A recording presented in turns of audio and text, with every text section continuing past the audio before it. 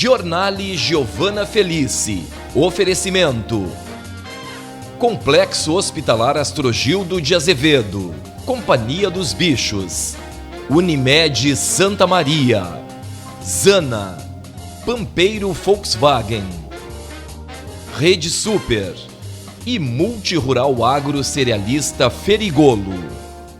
Bloco Saúde e Bem-Estar. Um convite: Complexo Hospitalar Astrogildo de Azevedo e Unimed Santa Maria. Voltamos com o Giornale. A convidada do Bloco Saúde e Bem-Estar de hoje é a respeitada médica neurovascular, doutora Daniela Teixeira. Formada em Medicina pela Universidade Federal de Santa Maria, a UFSM. Realizou residência médica em Radiologia no Hospital Universitário de Santa Maria, o USM. É especialista em Neuroradiologia. Possui estágio em Radiologia Vascular Periférica e Visceral pela Santa Casa de Porto Alegre. É pós-graduada em Neurovascular pela Faculdade de Ciências da Saúde Moinhos de Vento, em Porto Alegre. Uma honra ter a sua presença aqui em nossos estúdios e poder contar com seus considerados reconhecimentos sobre uma patologia preocupante, o acidente vascular cerebral. Lembrando que nós temos o dia 29 de outubro para mobilizar a população sobre o tema. Seja muito bem-vinda, doutora Daniela Teixeira, ao Giornale. Olá, Giovana, muito obrigada pela oportunidade. É um prazer estar aqui contigo hoje, esclarecendo algumas situações referentes ao acidente vascular cerebral. Muito obrigada, doutora. Doutora, inicialmente vamos esclarecer o que é um acidente vascular cerebral e quais os tipos de AVC existentes. Então, o acidente vascular cerebral é um evento que ocorre na circulação do cérebro, onde ou vai haver um entupimento, ou seja, uma falta de circulação do sangue numa região do cérebro, ou ao contrário, existe um extravasamento de sangue nessa região do cérebro. O AVC, onde ocorre o entupimento, é chamado AVC isquêmico e é responsável por 85% dos AVCs.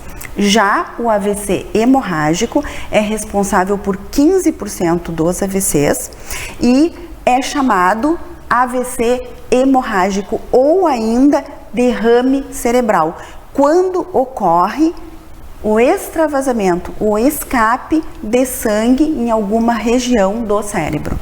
É uma temática que precisa ser abordada, né? Porque segue sendo uma das principais causas de morte ou incapacidade com sequelas permanentes, não é, doutora? Exatamente. Inclusive, esse ano, no primeiro semestre, né, o AVC foi a principal causa de morte no Brasil, né? Onde nós temos um número de 56 mil mortes por AVC, depois vindo o infarto agudo do miocárdio, levando em torno de 52 mil mortes no país e 48 mil mortes que são referidas ao Covid.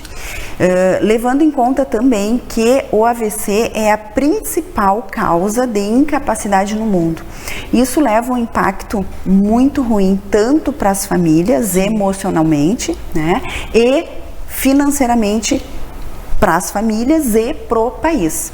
O impacto do AVC é muito negativo na sociedade como um todo. Uma patologia muito grave, muito triste, né? Que assola a humanidade. E vamos informar aqui mais alguns dados, né, importantes trazidos por você, né, doutora Daniela Teixeira, onde relata que 70% das pessoas que sofrem um AVC não voltam ao trabalho e 50% ficam dependentes de outras pessoas para realizar atividades do dia a dia. Então, isso mostra o quanto o AVC é grave e o quanto o AVC modifica a vida dessa família e dessa pessoa. Outro dado importante é que 30% das pessoas que têm um AVC ao longo de um ano podem desenvolver demência, né? Que é algo bastante grave também, assustador. Sim. E que faz com que toda a família esteja voltada para aquela pessoa. Então é uma patologia que progride. ela evolui negativamente. Negativamente. 30% de todas as pessoas que tiveram um AVC, seja hemorrágico ou seja isquêmico, elas irão evoluir para demência em 1 ano. Isso é muito triste, muito grave, muito preocupante. Vamos elucidar, doutora, sobre acidente vascular cerebral hemorrágico e o acidente vascular cerebral isquêmico. O que os diferenciam? O acidente vascular isquêmico é aquele causado por placas de gordura, né, nas artérias, geralmente nas carótidas. Também ocorre quando as pessoas, os pacientes, têm uma arritmia cardíaca, que é a fibrilação atrial, onde o coração bate descompassadamente e se formam coágulos dentro do coração que são jogados para a circulação do cérebro, né? Sim. Ocorrendo o quê? Um entupimento, uma falta de circulação. Quando essa falta de circulação ocorre numa artéria pequenininha e mais periférica, mais longe, a região que vai ser acometida pela falta de sangue e com isso falta de oxigênio e falta de glicose vai ser menor. O que isso causa nas células do cérebro? Causa a morte dessas células. Por quê? Porque o cérebro, ele não consegue ficar sem sangue por muito tempo.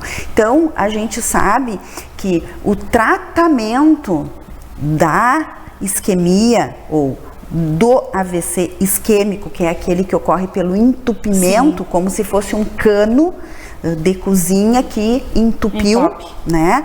Deve ser feito muito rapidamente, porque a cada minuto milhões de neurônios vão morrendo. A cada minuto em que falta circulação no cérebro, milhões de neurônios vão morrendo, né? E isso nós não conseguimos refazer. Sim. Né? Bom, o AVC hemorrágico, Infelizmente, o AVC hemorrágico é ao contrário, né? Então, as causas do AVC hemorrágico, elas geralmente ocorrem por uma hipertensão ou uma crise de pressão alta, e aí arrebenta, extravasa um vaso dentro do cérebro e ocorre uma hemorragia, ou quando existe uma malformação, tipo aneurisma cerebral, que esse aneurisma rompe e extravasa sangue dentro do tecido cerebral, né? Como nós já falamos, o AVC isquêmico, ele é responsável por 85%. Ou seja, ele é muitíssimo mais comum. Por quê? Porque o AVC isquêmico, ele depende de muitos fatores que poderiam ser modificados na nossa vida. Ser evitados, né? O AVC hemorrágico, a causa que seria pelo aumento da pressão arterial também poderia ser evitado. Já a questão do aneurisma ou das malformações vasculares, essas doenças, elas têm 2 braços, um braço genético, hereditário, e um outro braço que também está relacionado com essas outras, esses outros fatores, sim, que poderiam também ser modificados. E ambos são extremamente perigosos, né, e prejudiciais. No entanto, possuem características distintas que o diferenciam fortemente, né? Sim, um, que é o isquêmico, é o entupimento, ou seja, falta sangue, e o outro, que é o hemorrágico, é o extravasamento de sangue. Né? Então, num que é o isquêmico, vai haver a falta de sangue, e no outro vai haver a inundação de sangue. Né? E isso é muito importante, que ocorre abruptamente. Isso ocorre de um momento para o outro. Então a pessoa está... Que é o mais perigoso. A pessoa está tomando uma água, um café, almoçando, fazendo as suas atividades e de repente ela tem uma alteração visual, ou a boca fica torta, ou o braço cai, ou ela tem alterações de linguagem, ela não consegue articular a palavra, ou ela não entende, né? Ou ainda ela pode ter uma alteração de tontura, de desequilíbrio, né? Isso tudo falando dos sintomas do AVC isquêmico, né? Sim. E os sintomas do AVC hemorrágico seriam entre outros, mas o mais comum é a dor de cabeça, dita como a mais insuportável que a pessoa já teve. Dor de cabeça intensa, súbita. Do nada. Do nada. Muitas vezes levando a desmaio, síncope, né, convulsão. Enfim, são vários sintomas, mas o que faz com que isso aconteça e que se perceba ou que se pense no AVC é que é agudo, é abrupto, né? Claro que algumas vezes existem o que a gente chama de claudicação cerebral, né? O que é isso? É uma placa, né? Ou um êmbolo que entope uma artéria e logo desentope. Então a pessoa sente ou uma dormência, ou até mesmo pode ter uma fraqueza, né? E recupera. Doutora, nós já estamos falando dos sintomas, né? Então é importante esclarecer se todos nós conhecermos os sinais, né? E agirmos rapidamente para que a pessoa seja socorrida quando trata-se de um AVC, né? Cada minuto é determinante. Sim. Pode mudar o desfecho, né? Exatamente. Com isso nós podemos salvar uma vida e salvar com isso a família dessa pessoa, porque essa pessoa, podendo fazer um tratamento precoce, ela não vai ter todo o desfecho negativo que o AVC apresenta, né? Ela vai poder voltar para suas atividades laborais ou para suas atividades de estudo. Né? Ela foi salva. Né? E existem campanhas fortes, né, sobre prevenção, que o Ministério da Saúde, ele adverte, né? Inclusive, eu observei um material exposto na sua clínica, né? Um material muito bem colocado, que diz o seguinte, que minutos podem salvar a fala, que minutos podem salvar a memória, né? Que minutos podem salvar a mobilidade e que minutos podem salvar a vida. O que ocorre, né?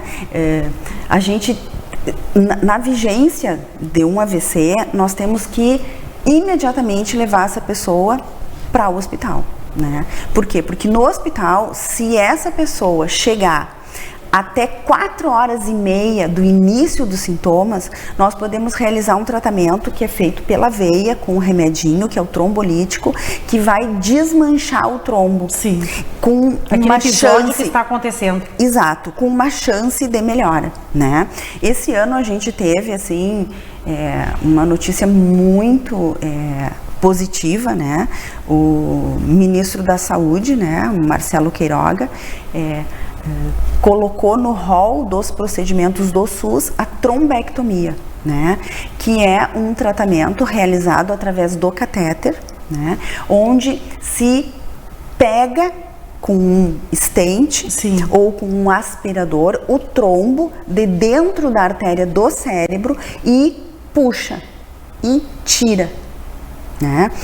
Esse tratamento, ele tem uma efetividade de 80% a 90%, ou seja, é muito importante que as pessoas... Muito eficiente. Exato, possam ter acesso a isso. Claro que existem critérios, né? Algumas pessoas não vão estar dentro dos critérios, mas Mas que bom que está chegando aí esse procedimento para salvar mais vidas, né? Exatamente. Salvar vidas. E isso também tem que ser feito rapidamente. Então, o segredo do tratamento do AVC é que esse paciente seja atendido o mais breve possível. O mais breve possível. Exato. Bem, doutora, já falamos sobre os sintomas, né? E agora nós vamos adentrar numa questão muito importante, né, e decisiva, né, para evitar o AVC, que como é importante a prevenção, né, a sensibilização da população para a prevenção. Então, eu gostaria que você elucidasse sobre os fatores de risco, né, e a prevenção. Exatamente. Então, assim, o melhor tratamento para o AVC é a sua prevenção. Por quê? Porque nós sabemos que a cada hora no Brasil, 11 pessoas morrem por AVC. Isso é uma situação muito grave.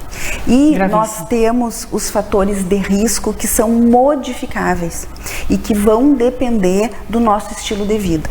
Quais são, né? Então, nós temos o principal fator de risco, que é a pressão arterial elevada. O tratamento da pressão arterial, ou seja, manter a pressão 12/8, é fundamental para que nós possamos reduzir o número de AVC. Hipertensão, então, o aumento do colesterol é outro fator de risco, né? A obesidade é outro fator de risco, o cigarro, né? A fibrilação atrial, como nós já falamos, que é uma arritmia muito comum, né? Que deixa o coração batendo irregular e isso forma trombo, e esses trombos são jogados então para circulação. O tratamento da fibrilação atrial, ele é imprescindível para a prevenção do AVC, né? Outros fatores de risco ainda, o diabetes, né? Que também não existe cura, mas existe tratamento, né? O sedentarismo, ou seja, o ano passado a campanha foi toda voltada para o exercício, né? Porque se sabe que 25 minutos, 30 minutos por dia de exercício físico diminui drasticamente o número de AVCs. Outro fator de risco é o abuso do álcool, então beber socialmente, sem problemas, mas cuidar o abuso, né? Outra situação também é a questão do uso de drogas, né? Então, cocaína, crack, essas drogas todas podem provocar AVC.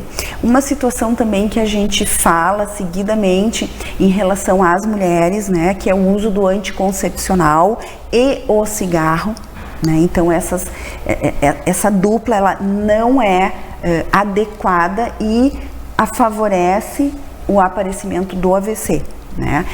Se houver um controle dos fatores de risco, nós temos condições de reduzir 90% dos AVCs. Então, o quanto é necessário nós aprendermos a mudar o nosso estilo de vida, usando o esporte, nos conscientizarmos, né? Usando o esporte, fazendo os check-ups de 6 em 6 meses ou anualmente, tentando diminuir refrigerante, doce, bebida alcoólica, melhorando a alimentação, né? Tentando comer melhor, sem gorduras, enfim. Mais qualidade, né, na alimentação. Mais qualidade na alimentação. Então, os fatores de risco que caracterizam grande parte, né, das causas do AVC, eles estão intimamente veiculados com a nossa postura diária, com a forma com que nós lidamos com a nossa própria saúde. Exatamente. É isso, né, doutora? É isso, exato. É muito importante aqui esse seu esclarecimento, esse seu apelo, né, esse chamado para a conscientização da população, né? Salientar essa questão de adequação dos hábitos de vida diária, né, para e o controle das doenças que vão aparecendo. Por quê? Porque a hipertensão é uma doença muito comum. Todos nós teremos em algum momento pressão alta. Sim. Todos nós teremos em algum momento diabetes. Porque hoje nós estamos vivendo mais. Então essas doenças, elas vão aparecendo. São mais suscetíveis. Exato. E nós temos como controlar. Tanto com alimentação, tanto com medicação. Né? Então, o uso correto das medicações, né? A visita ao médico periódica para fazer os check-ups necessários é muito importante para que nós possamos diminuir o número de AVC, que é uma doença que causa um impacto negativo muito grande na vida da pessoa que teve, na vida da família dessa pessoa. Sim. E um impacto econômico para todo o país. Envolve a todos, né? Envolve a todos. E a verificação da pressão, porque às vezes a pessoa está com a pressão alta e ela não sabe. E não tem sintoma nenhum. Controlar a pressão. Exato, controle da pressão, controle do diabetes, fazer exercício físico diariamente, ter uma diversão. São hábitos saudáveis. Ter uma diversão. Sim. Né? A gente sabe que o lazer é muito importante, né? Tu ter um lazer, tu ter algo que te faça feliz. Sim. Né? Claro que tem que trabalhar, enfim, tudo, mas assim, tentar, né, pelo menos fazer com que o dia a dia fique mais leve. Isso. Né? E aí, todos esses controles acabam sendo também mais fáceis de serem organizados no dia a dia. Conseguir um dia a dia mais leve é fundamental para a saúde. Fundamental.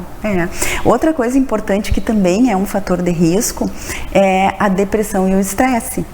Né? Então, o exercício físico, os lazeres, né? São coisas que vão diminuir. A depressão está muito presente, né? A gente teve agora, né, nesses últimos anos, toda a pandemia, né, temos muitos quadros depressivos. Muito. E também a vida, né, o agito da vida moderna, sim, todas as responsabilidades que conduzir, temos. Né, toda essa questão, né, diária, né, cotidiano. Isso leva a episódios de depressão, episódios de ansiedade, e claro que isso vai impactar também, né, no nosso organismo, favorecendo o aparecimento do AVC. O AVC, infelizmente. Doutora, teríamos muito mais a falar, já fica o convite para você retornar aqui no Jornal. Obrigada, doutora Daniela Teixeira, pelos seus valorosos esclarecimentos, né? Foram pertinentes as suas colocações relativos à sua especialidade e especialmente sobre AVC, muito elucidativa a nossa entrevista. E que bom podermos contar com uma médica da sua relevância aqui em Santa Maria, né, em nossa cidade, atendendo Santa Maria e toda a região central, né, se não mais. Então, agradeço muito a sua disponibilidade e a presença aqui hoje no Jornal. Eu que agradeço, Giovana. Espero que todos tenham compreendido, né, e qualquer dificuldade estamos à disposição. Muito obrigada. E na sequência, a música no Jornal, com a participação de Pedro Ribas e Eric Correia. Volto já.